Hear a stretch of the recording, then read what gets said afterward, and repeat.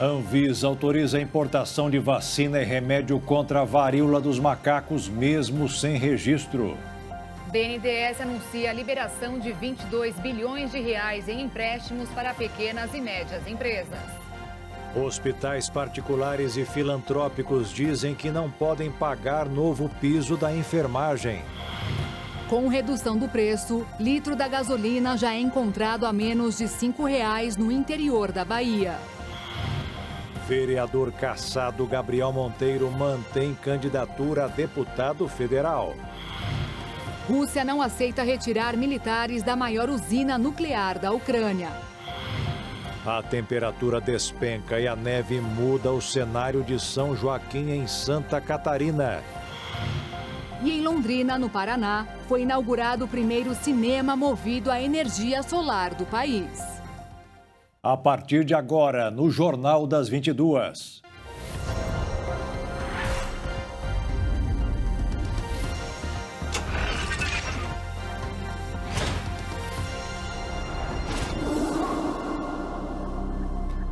Olá, boa noite. Boa noite. Por decisão unânime, tomada em caráter excepcional e temporário, a Anvisa liberou a importação de vacina e medicamentos que não estão registrados no Brasil para o controle da varíola dos macacos. Quem tem os detalhes é a repórter Maria Clara Leite.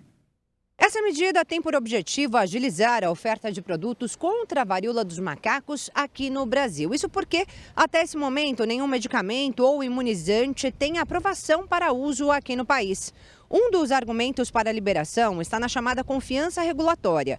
Isso porque órgãos reguladores da mesma área de atuação da Anvisa em outros países, como nos Estados Unidos, dão aval aos insumos e medicamentos. Integrantes da agência analisaram o tema a partir da experiência dos Estados Unidos, Canadá, Japão e Inglaterra. Segundo a Anvisa, caberá ao Ministério da Saúde estabelecer os grupos vulneráveis e prioritários para uso do medicamento ou vacina, além de promover o monitoramento dos importados. Por enquanto, segundo o Ministério da Saúde, 50 mil doses da vacina foram compradas, devem chegar no mês que vem para aplicação em profissionais da saúde e pessoas que tiveram contato com infectados. Ainda de acordo com o Ministério da Saúde, até esse momento, quase 3.500 casos da doença foram registrados no país.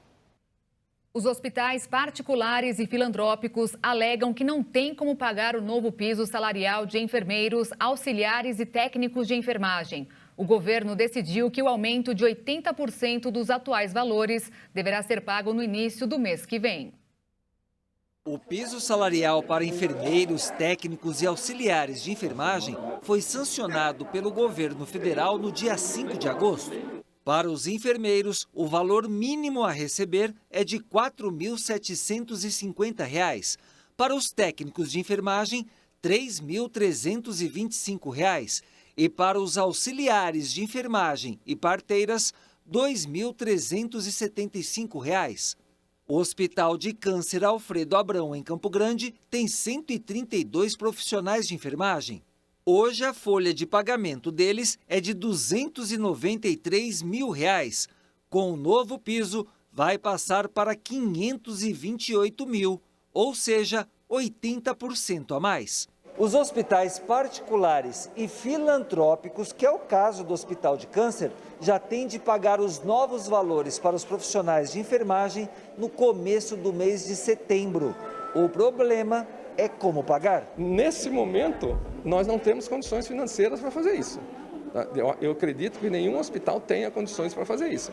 Uma saída seria diminuir a quantidade de funcionários, mas o administrador descarta essa possibilidade. Nesse momento, nem passa pela nossa cabeça, até porque a quantidade de profissionais que nós temos é para atender a quantidade de pacientes. Nós não temos excesso de funcionários. E o trabalho, para que seja executado com qualidade, depende desse número de profissionais. O Hospital de Câncer realizou ano passado 83 mil procedimentos. 98% dos recursos para manter o hospital vem do SUS, dinheiro repassado pelo município e estado. Para o administrador, o valor de repasse terá de aumentar.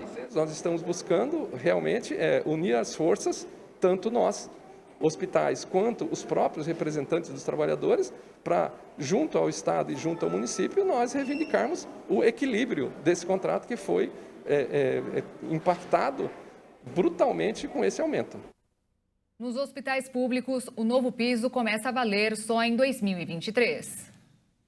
As crianças e adolescentes de todo o Brasil terão a chance de atualizar a caderneta de vacinação amanhã. O dia D é para a imunização contra a poliomielite e outras doenças. E neste sábado acontece a mobilização nacional contra a poliomielite. Mas estados e municípios têm autonomia para definir outras datas adicionais. O objetivo é alcançar cobertura vacinal igual ou maior a 95% para pólio na faixa etária entre 1 e menores de 5 anos, além de reduzir o número de não imunizados com as vacinas de rotina da multivacinação entre crianças e adolescentes menores de 15 anos. O Ministério da Saúde destaca a necessidade de obter alta cobertura vacinal para que doenças erradicadas como a poliomielite não voltem a ser registradas no país. A atualização da situação vacinal aumenta a proteção contra doenças, evitando surtos e hospitalizações. A imunização contra a Covid-19 também está em andamento e as vacinas podem ser administradas de maneira simultânea com as demais do calendário nacional. Na população a partir de 3 anos. Também há necessidade de aguardar o intervalo mínimo entre a vacina contra a Covid-19 e as outras da campanha. E em São Paulo, a vacinação contra a Covid-19 amanhã será para todas as crianças de 3 e 4 anos. Segundo a Secretaria Municipal da Saúde, quase 10 mil crianças dessa faixa etária foram vacinadas contra a doença, incluindo aquelas que receberam doses remanescentes, na chamada Xepa. A imunização começou voltada a um grupo prioritário por conta da falta de doses de Coronavac para aplicar em toda a população.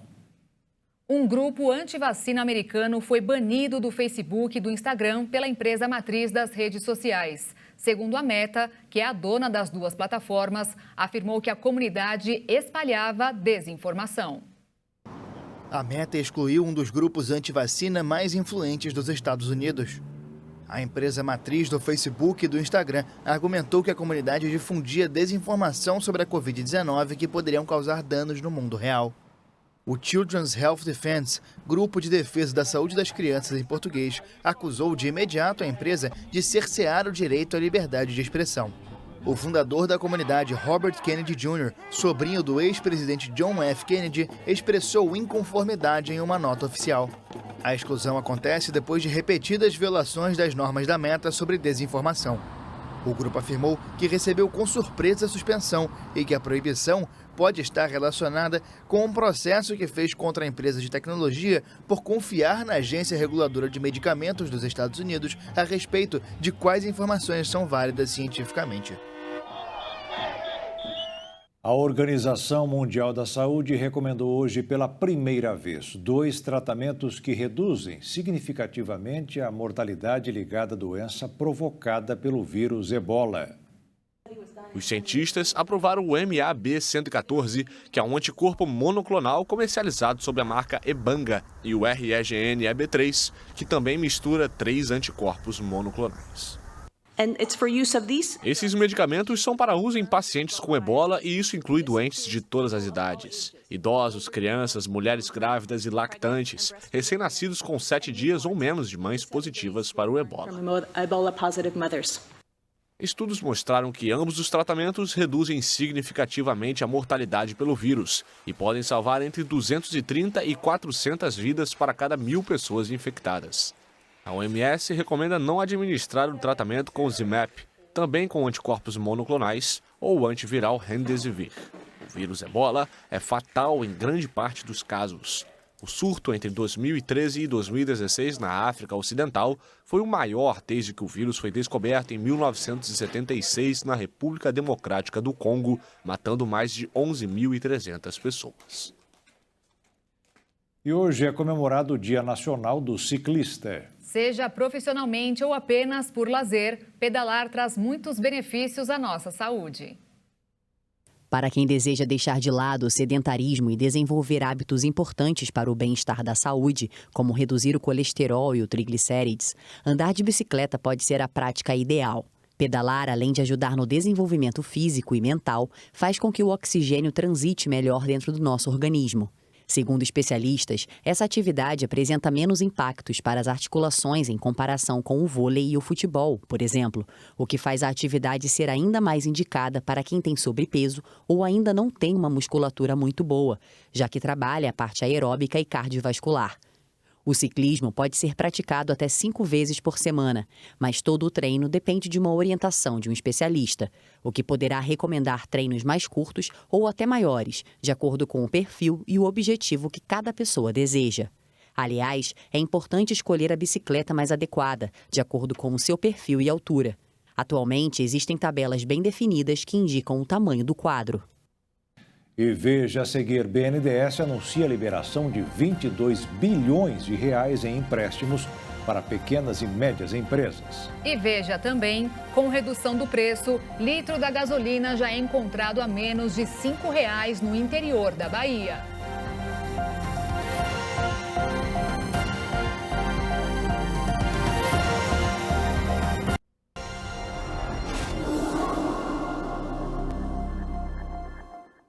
Faz mais de um mês que o preço da gasolina vem caindo em todo o país. Segundo o balanço divulgado hoje pela Agência Nacional do Petróleo, o litro do combustível está custando hoje, em média, R$ 5,40. Mas em Teixeira de Freitas, no extremo sul da Bahia, os motoristas conseguem abastecer pagando menos.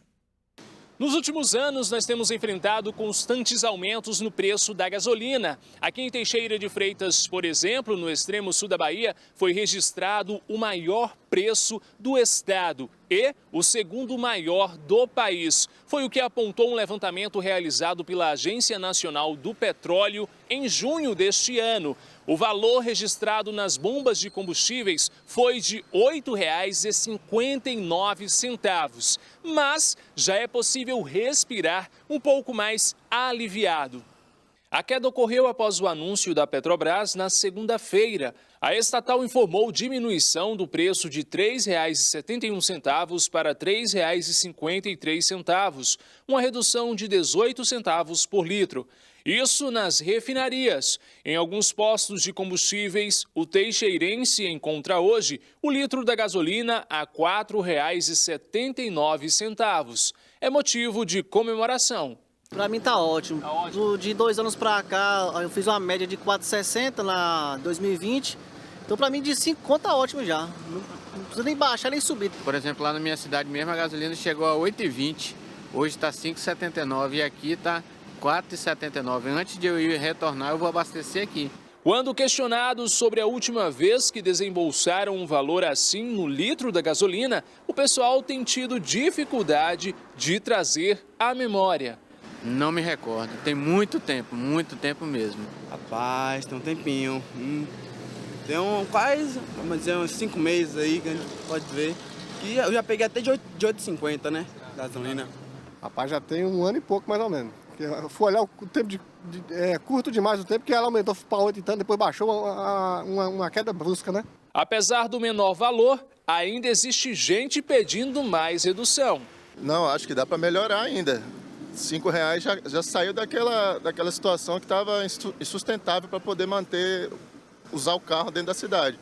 Mas eu acho que ainda dá para diminuir ainda uns 50 centavos ainda, acho que vale a pena. Eu acho que daria para fazer mais, né? Para gente que é consumidor, quanto menor o valor é melhor. E até para outras pessoas também estarem usufruindo, né, de ter um veículo que ultimamente a gasolina estava lá em cima. Então, assim, muita gente deixava de ter até um próprio veículo por causa desse preço de combustível. Eu creio que pode diminuir muito mais, porque lá em cima estão descendo. Por que aqui eles não podem fazer isso? E não é todo posto que tem esse preço, não. Vários postos aí continua só um equilíbrio, mas não tem. É um cartel e precisa acabar com isso. Rapaz, tomara que dá mais uma baixada, né? Pra ficar melhor pra todo mundo. Mas o preço, em vista do que tava, né? Tava bom. Os motoristas também cobram a qualidade do produto. Tem posto aí que tava com 5,09 e o que acontece? O pessoal bota a gasolina, quando sai dali, sai enguiando. Não tem jeito. E o preço médio do etanol nos postos brasileiros voltou a custar menos do que R$ 4,00 por litro. De acordo com a ANP, O litro foi vendido no país por R$ 3,98, uma queda de 1,7% em relação à semana passada. O Conselho de Administração da Petrobras tem 2 novos membros, Jonatas Assunção e Ricardo Soriano. Os 2 foram inicialmente rejeitados pelo comitê interno e pelo colegiado da companhia, mas foram apresentados na abertura da Assembleia de hoje pelo procurador da Fazenda Nacional, Ivo Cordeiro Pinho Timbó. Os 2 foram aprovados porque a União tem a maior porcentagem de ações da estatal com direito a voto. O BNDES reabrirá na segunda-feira a nova fase do Programa Emergencial de Acesso a Crédito com garantia do Fundo Garantidor de Investimentos. O programa, que vigorou durante a pandemia de Covid, passa a incluir nesta rodada os microempreendedores individuais e os microempresários, que poderão receber empréstimos na modalidade. Segundo o banco, a perspectiva é viabilizar 22 bilhões de reais para o segmento em 16 meses. O novo programa terá vigência até dezembro de 2023 e deverá ser destinado a investimento ou capital de giro de valor entre 1.000 e 10 milhões de reais. O prazo de pagamento é de até 60 meses e a carência entre 6 e 12 meses. A cobertura estabelecida pelo programa é de 80% do valor do contrato. Até o momento, 40 instituições financeiras já se habilitaram para operar com a linha de crédito. Desta forma, os bancos deverão limitar a taxa de juros média de suas carteiras a 1,75% ao mês. No mercado financeiro, mesmo com ganhos durante a semana, o dólar encerrou em leve queda nesta sexta-feira, de 0,08%, sendo vendido a R$ 5,16. E a Bolsa de Valores registrou queda de 2,04%, com 111.496 pontos. O índice de confiança da indústria na economia cresceu em 26 dos 29 segmentos pesquisados pela Confederação Nacional do Setor, mesmo onde foi registrada a queda, que foram manutenção, produtos de limpeza e máquinas e equipamentos. Os indicadores entre julho e agosto, mostram que existe otimismo em relação à economia. Pouco tempo atrás, quem queria abrir o próprio negócio tinha que passar por um processo bem longo e cansativo, mas atualmente o painel Mapa das Empresas no Brasil possui o menor tempo médio já registrado. Em julho, o brasileiro que decidiu ter o seu próprio negócio gastou em média 1 dia e 2 horas para conseguir abrir a empresa. Esse é o menor tempo médio já registrado pela Secretaria Especial de Produtividade e Competitividade do Ministério da Economia. Nos 6 primeiros meses deste ano, foram abertas mais de 2 milhões de empresas no Brasil. Ao todo, o país tem mais de 19 milhões e meio de empresas ativas. São Paulo lidera entre os estados com o maior número de empresas ativas, com mais de 5 milhões e meio. E também foi o estado que registrou o maior número de empresas abertas em 2022, mais de 596 mil. Segundo o Sebrae, o país tem avançado na melhoria do ambiente de negócios, com a redução de burocracias enfrentadas para a formalização e legalização do empreendedorismo, a simplificação de normas, a digitalização de alguns serviços públicos, a publicação da Lei da Liberdade Econômica e outros dispositivos legais que beneficiaram os pequenos negócios, facilitando a vida do empresário.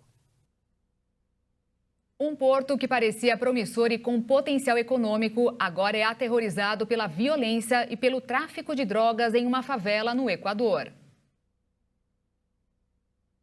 Um subúrbio nas montanhas equatorianas de Guayaquil, os habitantes de mais de 50 assentamentos irregulares vivem sem acesso a serviços básicos. Só na favela Ciudad de Dios, 40 mil equatorianos vivem em casas precárias. As moradias são tão pequenas que os banheiros ficam do lado de fora das construções. A Ciudad de Dios também não tem água potável. Caminhões-tanques circulam pelas estradas. Um tanque de 55 galões custa 75 centavos de dólar, mais do que no setor rico de La Puntilla, onde 1 metro cúbico de água potável custa 72 centavos de dólar. Antes eles tinham que pagar $1 pela água. Realmente é um grande negócio para os empresários porque eles compram 45 centavos por metro cúbico de água, ou seja, aproximadamente entre 5 e 6 tanques. Eles ganham muito mais, o triplo de dinheiro. O Pobreza, superlotação, falta de serviços básicos e violência compõem o que a ONU-Habitat chama de armadilha da pobreza, da qual é difícil escapar. Grupos criminosos ampliaram suas redes para o superlotado Monte Sinaí, onde estoquem dinheiro das comunidades em troca de segurança. Com as escolas distantes, crianças e jovens ficam propensos a serem recrutados por criminosos. A partir daí surgem outras questões. A questão da saúde, há uma grande proliferação de doenças. A questão educacional também é grave. A pandemia tornou muito mais evidente essa falta de programas educacionais. De acordo com dados oficiais, a superlotação habitacional em Guayaquil é de 14,6%, superior à média nacional de 9,6%. O Porto sofre uma onda de violência devido ao tráfico de drogas, que causou mais de 800 homicídios este ano, 32,5% de todos os casos registrados no Equador. E diversas moscas carnívoras, consideradas extintas há 186 anos, foram encontradas em um parque na França. Os insetos estavam sobre um javali encontrado morto na neve em uma região localizada a quase 2.000 metros de altitude. A descoberta aconteceu através de um guarda florestal do Parque Nacional dos Pirineus durante uma vigilância sanitária há alguns meses. Mas a informação só veio a público nas últimas horas. O inseto é popularmente conhecido como abutre barbudo, por conta de sua cabeça laranja brilhante, características presentes em aves tradicionais das regiões da montanha. Ele costuma ser visto mais no inverno e principalmente em regiões frias, já que suas larvas buscam se alimentar de animais em decomposição em épocas geladas. Há 4 anos, uma universidade francesa deu início a um projeto que vem mobilizando ambientalistas do país para procurar similares da espécie no parque. Após o aparecimento das moscas, especialistas afirmaram que agora as observações serão ainda mais importantes para conhecer melhor as peculiaridades dessa espécie. A vitamina B12 pode ser um complemento terapêutico para pacientes com casos moderados e graves de Covid-19. Os pesquisadores da instituição constataram que a vitamina B12 regula processos inflamatórios que, durante a infecção pelo coronavírus, encontram-se desregulados e levam ao agravamento da infecção. A pesquisa comparou amostras de sangue de pacientes hospitalizados com as formas grave e moderada da doença com amostras de sangue de pessoas saudáveis sem Covid. Foram analisadas a expressão de todos os genes dos leucócitos, células de defesa do corpo, de ambos os grupos. As análises mostraram que os pacientes com Covid tinham expressão alterada de muitos genes, embora estivessem em tratamento com corticoides há cerca de 11 dias.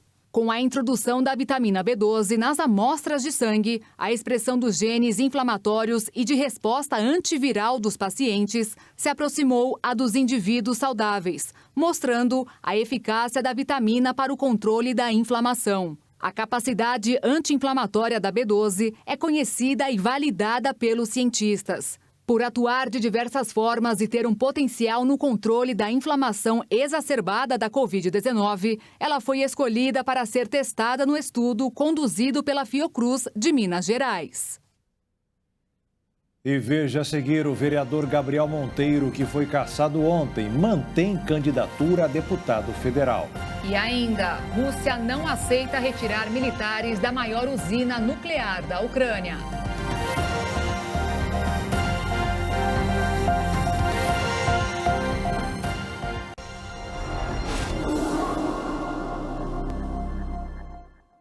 A conservação e o desenvolvimento do Pantanal foram temas centrais de um fórum em Campo Grande, Mato Grosso do Sul.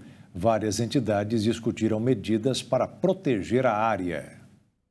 Hoje, o bioma Pantanal passa por uma crise hídrica há pelo menos 4 anos que provocou redução drástica na área alagada. Por outro lado, a área com possibilidade de incêndio se estendeu. Nesse meio, ainda há as atividades econômicas, que também tiveram prejuízos com as mudanças climáticas. Para tratar de temas ligados à produtividade, com sustentabilidade, ao Fórum no Sebrae, que conta com representantes de entidades governamentais, Banco Interamericano de Desenvolvimento e organizações da agricultura e pecuária. O objetivo central diz respeito a um levantamento feito pelo Sebrae para entregar ao BID sobre as demandas e peculiaridades de cada região dentro do Pantanal. Tentar chamar todos os atores, tentar identificar quais são as oportunidades, e esse projeto vai nos trazer esse potencial, né?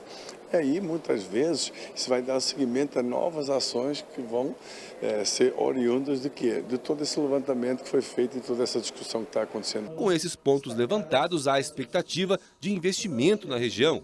Além dos dados coletados, houve ainda o treinamento de 480 pessoas que passaram por oficinas e palestras no Pantanal sobre manejo, prevenção e mitigação do fogo, e ainda a formação de 144 brigadistas. Um dos temas importantes a serem tratados e dizem respeito a essas duas frentes de trabalho sobre produtividade e sustentabilidade tem relação com o gado. Hoje no estado há 19 milhões de cabeças, 5 milhões só na região do Pantanal. A Associação Brasileira de Pecuária Orgânica enviou o representante para discussão sobre o manejo do gado sem impacto ambiental. Podemos citar o manejo integrado de fogo, que foi bem apresentado aqui, como uma prática muito eficiente e econômica de você prevenir, você diminuir as possibilidades de ocorrência de incêndios nas fazendas. Já a representante do Ministério da Agricultura, Pecuária e Abastecimento comentou sobre tais mudanças climáticas e a adequação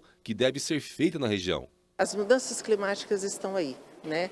O que a gente tem que trabalhar? Na questão da adaptação das cadeias produtivas, das culturas, da cadeia de corte, de leite, de grão, seja o que for, a essas mudanças climáticas. E para isso você tem tecnologia, você tem manejo e você tem a pesquisa ao seu favor. O uso das queimadas controladas com o manejo correto é um dos fatores discutidos. Atualmente, são poucos focos de calor na região, devido ao período de chuvas atípico para o mês de agosto. Mesmo após ter o mandato de vereador cassado, Gabriel Monteiro pretende concorrer a deputado federal nas eleições gerais deste ano. E pode. O registro de candidatura dele ainda será julgado pela Justiça Eleitoral do Rio de Janeiro. A perda do mandato de Gabriel Monteiro, vereador pelo PL, foi publicada no Diário da Câmara do Rio de Janeiro nesta sexta-feira. Ele foi alvo de um processo ético-disciplinar por conduta incompatível com o decoro parlamentar. O Conselho de Ética apresentou várias acusações, como agressão e ameaça a pessoa em situação de rua, edição e manipulação de vídeos e exposição vexatória de crianças. Embora tenha perdido o mandato de vereador, Gabriel Monteiro pretende concorrer ao cargo de deputado federal, porque o pedido de candidatura foi feito antes da cassação. O PSOL contestou o registro e agora cabe à Justiça Eleitoral decidir sobre o caso. O PSOL argumenta que, ao ser cassado, Gabriel Monteiro tornou-se inelegível e pede que seja indeferido o registro de candidatura dele a deputado federal. No sistema de registro de candidatura da Justiça Eleitoral, divulga Candi, Gabriel Monteiro aguarda julgamento, assim como o partido e a coligação. Em nota, o Tribunal Regional Eleitoral do Rio de Janeiro informou que não pode comentar o caso, que ainda será julgado. A Procuradoria-Geral Eleitoral do Rio informou que o pedido está na fila e só poderá se manifestar depois que a análise for concluída. A assessoria de comunicação de Gabriel Monteiro foi procurada, mas preferiu não se manifestar. Este advogado especialista em direito eleitoral explica a situação. Acontece que a cassação só aconteceu efetivamente depois que esgotado o prazo de impugnação. Então, o pedido de impugnação é anterior à cassação, terminou o prazo e aí é que aconteceu efetivamente a cassação na Câmara de Vereadores. Então, isso vai trazer uma dúvida jurídica que vai ter que ser decidida pelo TRE do Rio de Janeiro. O TRE do Rio de Janeiro pode acolher a impugnação, portanto, indefere o registro do ex-vereador e ele pode entrar com recurso para o TSE, o que significa que, mesmo assim, o nome dele ele pode fazer campanha normal e o nome dele vai para a urna eletrônica enquanto estiver sub júdice. Pela primeira vez na história, o Canadá nomeou uma mulher indígena como juíza da mais alta corte do país. O primeiro-ministro do Canadá, Justin Trudeau, nomeou nesta sexta-feira a primeira juíza indígena para a Suprema Corte canadense. Michelle O'Bonsawin vai integrar o mais alto tribunal em meio a um processo de reconciliação entre o país e seus povos originários. Membro da primeira nação Odanak, ela fazia parte do Tribunal Superior de Justiça de Ontário desde 2017 e é especialista em temas como saúde mental e direitos humanos. A mais nova magistrada da Suprema Corte canadense disse em sua carta de apresentação de candidatura que, como mulher indígena que cresceu no norte de Ontário, percebia a necessidade de pessoas dedicadas a impostarem sua voz para representar aqueles que não podem falar por si mesmos. No ano passado, Mahmoud Jamal se tornou o primeiro membro não branco a ser nomeado para o Tribunal Superior. Trabalhadores de diferentes setores do Reino Unido continuam em greve contra a inflação e as perdas salariais. Novas manifestações estão previstas para os próximos dias. As greves em protesto contra a alta inflação no Reino Unido continuam nesta sexta-feira e paralisam quase todos os transportes públicos em Londres. Praticamente não há serviço no metrô e o tráfego de ônibus foi interrompido. Correios e portos também interromperam os serviços no maior movimento social do tipo em várias décadas. Trabalhadores exigem aumentos salariais correspondentes à inflação, que derrubou o poder aquisitivo e alcançou o maior valor em 4 décadas no mês passado. O índice em julho foi de 10% e pode chegar a 13% em outubro, de acordo com previsões do Banco da Inglaterra. Uma jornada de greve ferroviária está programada para sábado. Sindicatos afirmam que as negociações com operadores privados do setor estão paralisadas depois que os trabalhadores rejeitaram a oferta de aumento salarial de 8% em 2 anos da Network Rail, a ferroviária estatal. Os sindicatos acusam a empresa de condicionar a proposta a demissões em larga escala, enquanto o governo diz que os trabalhadores rejeitam reformas para modernizar o setor. A Coreia do Norte rejeitou a ajuda oferecida pelo Sul em troca do fim do programa nuclear. A proposta foi duramente criticada pela irmã do líder norte-coreano.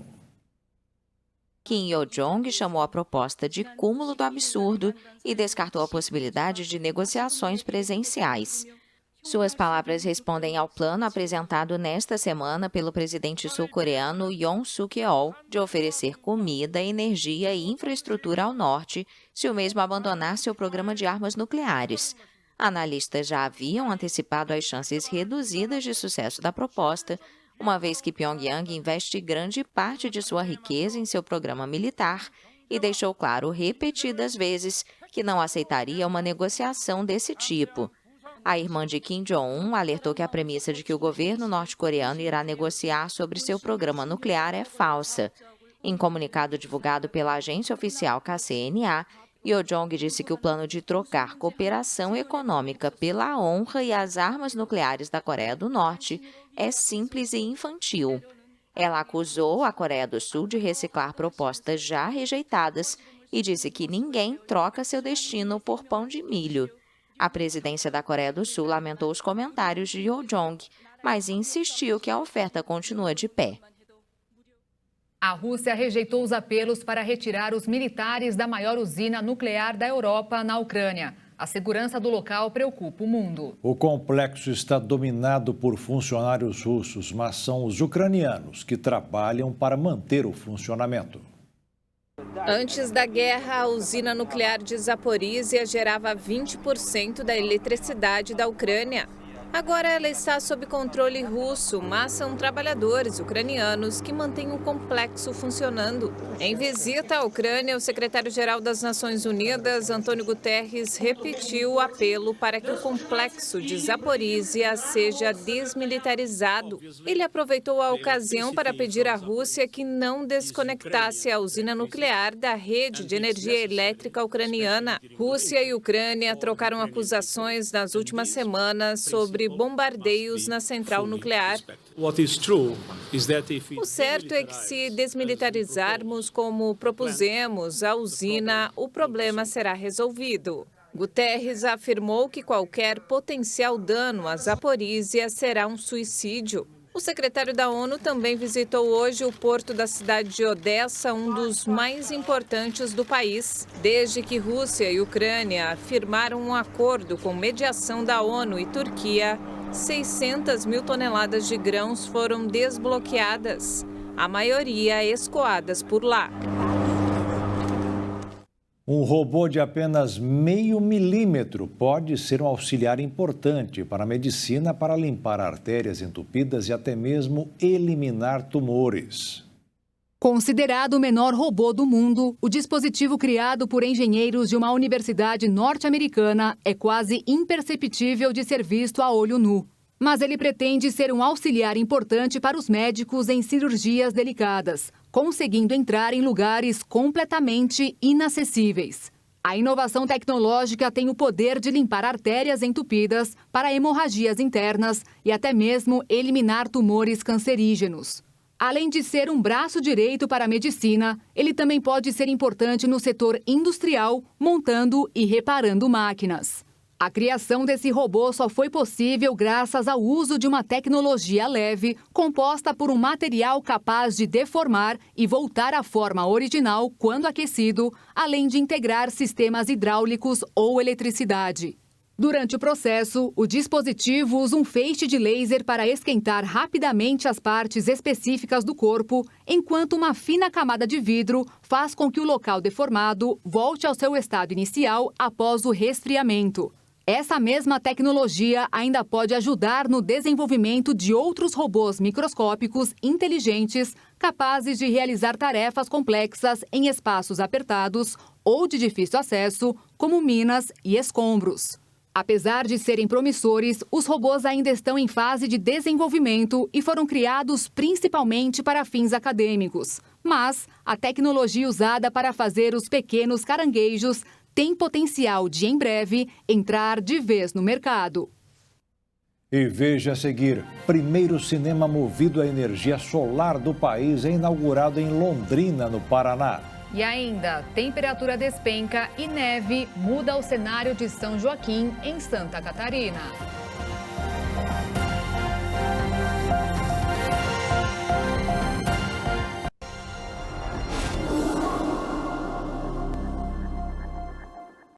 O primeiro cinema a partir da energia solar do Brasil foi inaugurado hoje em Londrina, no Paraná.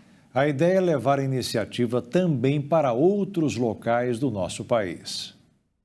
De início, o cinema sustentável vai apresentar apenas filmes nacionais e, em sua maioria, de curta-metragem. Além disso, os visitantes do local receberão pipocas e souvenirs de graça fornecido pelos organizadores do evento. Batizado de Cine Solar, a iniciativa ainda contará com outro ambiente, chamado de Cine Solarzinho, onde apenas filmes para o público infantil serão transmitidos. O projeto é inspirado no seu primo holandês, o Solar World Cinema, que exibe filmes para públicos do mundo todo através do uso da energia solar. O cinema funciona por meio de 2 vans adaptadas com placas fotovoltaicas que armazenam energia, garantindo até 20 horas de funcionabilidade. Os veículos também carregam 220 cadeiras e banquetas, que são organizadas no espaço para que as pessoas possam desfrutar do momento. Além de levar diversão para toda a família, com filmes de diversos estilos, outra proposta do cinema é mostrar para o público de forma descontraída como a luz do sol é transformada em energia elétrica. Para quem está em Londrina e quer conferir esse cinema bem diferente, a exibição acontece na Praça Valdemir de Brito e a entrada é gratuita. A CBF confirmou hoje os 2 últimos amistosos do Brasil antes da Copa do Catar. Serão nos dias 23 e 27 de setembro contra as seleções da Tunísia e de Gana. Foi feito um pedido para que os 2 jogos sejam disputados no Parque dos Príncipes, em Paris, que é a casa do PSG de Neymar e Marquinhos. Ainda não foi dada uma resposta. A convocação dos jogadores está marcada para o próximo dia 9. E foram sorteados hoje os mandos de campo das semifinais da Copa do Brasil. Quarta-feira que vem, o São Paulo vai receber o Flamengo no Morumbi e no dia 14 de setembro decidirá a vaga para as finais lá no Maracanã. No caso do Corinthians, o primeiro jogo contra o Fluminense foi marcado para quarta-feira, no Rio de Janeiro, e o decisivo na Neoquímica Arena, em São Paulo, no dia 14 de setembro. Em meio à onda de calor e temperaturas recordes, países europeus agora enfrentam tempestades repentinas. 5 pessoas morreram na ilha francesa da Córcega por causa da chuva. Houve granizo e ventos que ultrapassaram os 220 km por hora. Segundo um relatório preliminar das autoridades francesas, a forte tempestade que provocou destruição e mortes na ilha também deixaram dezenas de pessoas feridas. Diversas casas e comércios foram atingidos. Ruas e avenidas ficaram fechadas após a queda de árvores e vários serviços nos aeroportos foram suspensos. Cerca de 35 mil consumidores estão sem energia. O Instituto de Meteorologia local emitiu um alerta laranja, sinalizando a possibilidade de mais temporais na região, com volume de chuva ainda maior. Na Itália, as autoridades também se preparam para um dia de desastres. A Unidade de Proteção Civil emitiu alertas para 11 das 20 regiões do país. 2 pessoas já morreram. Em Dourados, no Mato Grosso do Sul, depois de mais de 60 milímetros de chuva, uma casa localizada na periferia ficou inundada. A Defesa Civil precisou usar uma bomba para drenar a água e a família teve parte dos móveis danificados. Recém 3 horas da manhã desta quinta-feira, a dona Helenice já estava em pé com todos os 6 filhos. Com o rodo nas mãos, o trabalho mal tinha começado. A situação fugiu do controle e uma equipe da Defesa Civil precisou ser acionada para drenar toda a água do quintal e da casa. Em menos de 2 anos que a dona Helenice mora aqui nesta casa, pelo menos 3 vezes ela já ficou completamente inundada. Em todas as ocasiões, ela perdeu praticamente tudo. Agora, mais uma vez, né? Mais uma vez, graças a Deus, ainda deu tempo de eu erguer minha geladeira, pelo menos, né? Porque o resto das coisas, que já não é bom, né? Já não, é tudo ganhado, porque a maioria das coisas que eu tenho é tudo ganhado, né? Já de doação. Mas ficou tudo no chão. O volume concentrado de água no terreno foi ocasionado não apenas por causa da chuva constante, conforme explica o coordenador da Defesa Civil de Dourados. São 2 fatores. Primeiro, o excesso de chuvas, que historicamente nós temos um acumulado de 48 milímetros para esse mês. Nós tivemos aí nas primeiras horas da manhã em torno de 63 milímetros, segundo a estação da Embrapa. E o outro fator é a impermeabilização do solo, né? Como foi muito impermeabilizado o solo, não tem onde a água escoar, acaba elevando o nível da água na residência. A chuva começou na madrugada e até o meio-dia foram contabilizados quase 65 milímetros, conforme dados da estação meteorológica da Embrapa. A média histórica registrada em agosto no município é de 48 milímetros. Equipes da Defesa Civil vão continuar percorrendo os bairros da cidade.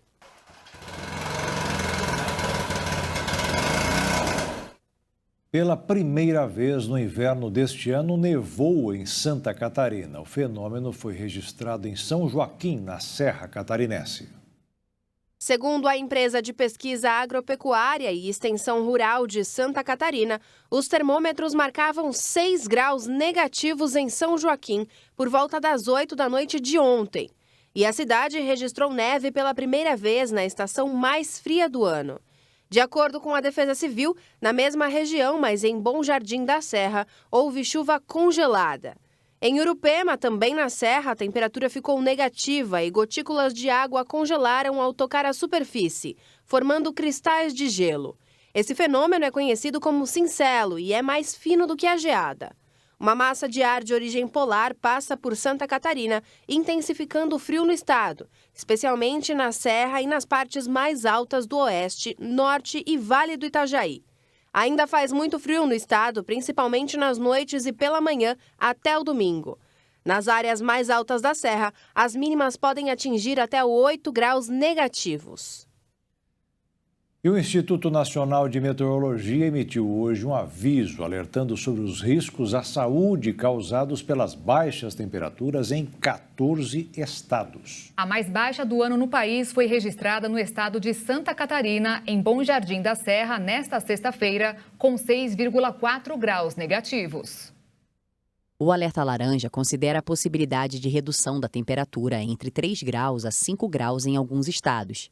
Em São Paulo, por exemplo, a massa de ar polar vai permitir que o final de semana comece com tempo instável, céu encoberto e forte sensação de frio. Houve registro de neve também nas cidades catarinenses do Rio Grande do Sul. A Defesa Civil de Santa Catarina emitiu um aviso sobre o frio intenso, alertando para o congelamento de pistas e agravamento de doenças cardíacas e respiratórias. Beber bastante água, usar agasalhos adequados e introduzir sopas e vitaminas na alimentação são algumas dicas para manter a saúde e a boa imunidade.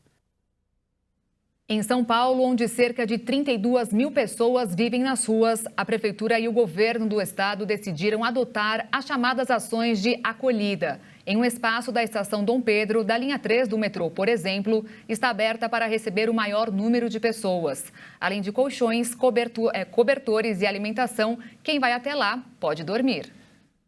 Alguns lapsos de memória são, na verdade, problemas de atenção. Por exemplo, se você se esqueceu do nome de alguém que conheceu em uma festa, pode ser porque estava conversando com várias pessoas naquele momento e não prestou atenção no que ouviu.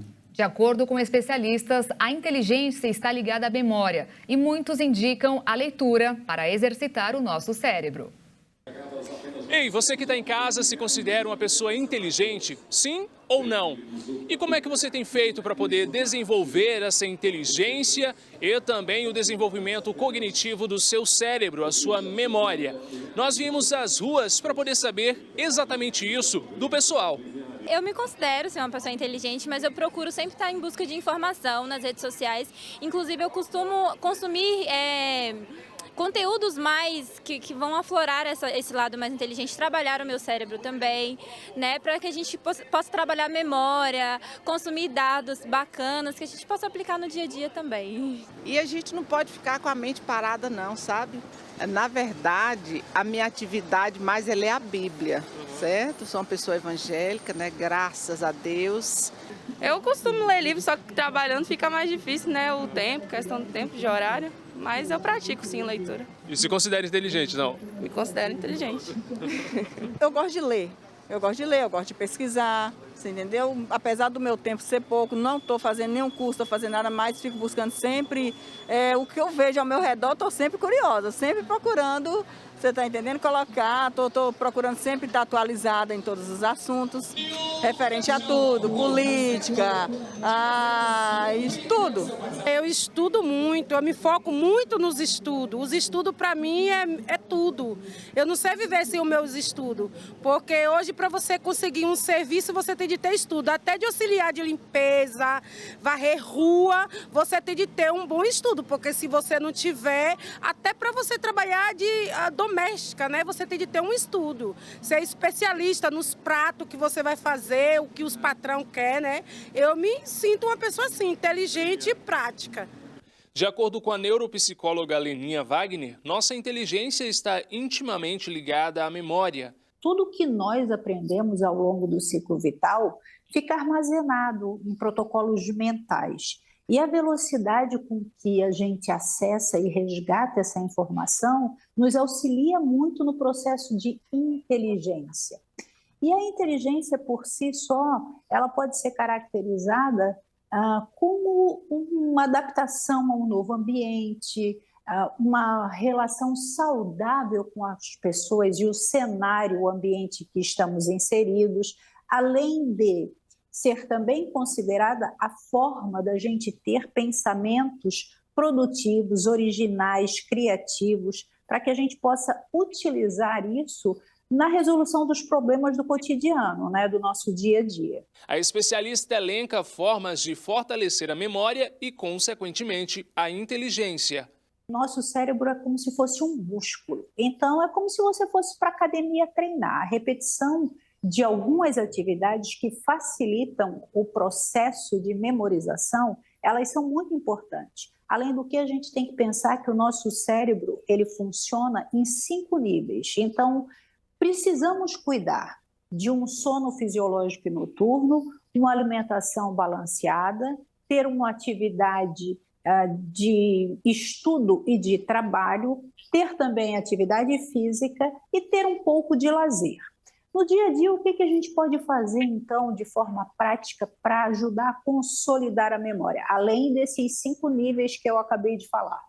Mas as coisas mais práticas você treinar, por exemplo, antes de dormir, memorizar, trazer à tona a sua memória quais foram as atividades que você teve naquele dia. Assistir um filme ou ler um livro e tentar reproduzir, interpretar, contar para alguém a história contida ali. Essas atividades que a gente faz de caça-palavras, jogos de tabuleiro, como xadrez, também são importantíssimas para a gente treinar o nosso cérebro para essa neuroplasticidade, que é a forma que o cérebro tem de aprender alguma coisa. É necessário utilizar e transformar atividades rotineiras. Se você é destro, tentar utilizar a mão esquerda para escovar dente, pentear cabelo, tentar escrever. Se você faz sempre o mesmo caminho da sua casa até o trabalho, ou da sua casa até a escola, tentar alterar, modificar a rota, para que a gente crie novas sinapses, para que a gente então possa favorecer a neuroplasticidade, essa forma que o cérebro tem de modular um caminho novo dentro do cérebro para conseguir deixar registrado ali essas novas informações. Isso ajuda muito a trabalhar a memória. Lenin ainda destaca a importância de exercitar o cérebro. Quando você fortalece uma região cerebral, você está ajudando a outra. Manter o cérebro ativo e saudável é sempre promover a saúde, né, preventivamente para qualquer doença, qualquer mal futuro. E o Jornal das 22 termina aqui. Obrigada pela sua companhia, um ótimo fim de noite e fim de semana para você, com muito frio e até segunda. E põe frio nisso aqui pelo Brasil, hein? Uma boa noite, fique na paz. Tchau.